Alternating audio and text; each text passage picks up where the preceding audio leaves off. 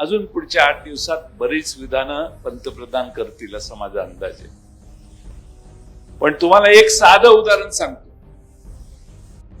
पंतप्रधान झाल्यानंतर संसदेत ज्यावेळी गेले साहेब, त्यावेळी त्या पहिल्या पायरीवर डोकं ठेवून त्यांनी संसद भवनाला नमस्कार केला. आठवते का तुम्हाला? 14 साली टीव्हीवर बघितलं असेल, पहिल्यांदा पंतप्रधान झाले त्यावेळी त्यांनी साष्टांग नमस्कार केला पायरीला, म्हणजे संसदेच्या इमारतीला.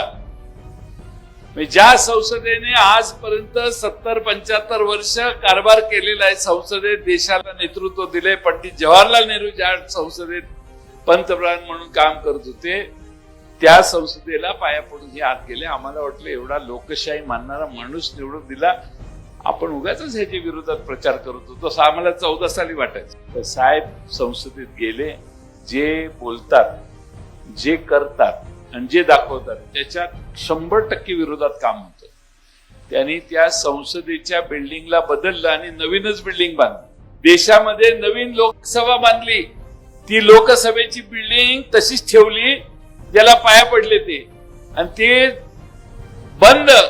आता नवीनच बिल्डिंग बांधली. 14 एप्रिलला डॉक्टर बाबासाहेब आंबेडकरांची जयंती होती.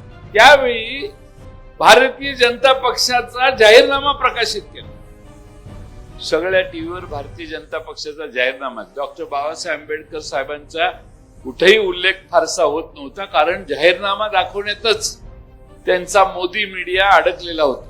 आणि त्यामुळं हे सांगतात तसं होत नाही. पुढच्या 4-7 दिवसात आणखीन मोठमोठी विधानं होतील. पण माझी तुम्हाला विनंती आहे, भुलून जाऊ नका, फसून जाऊ नका.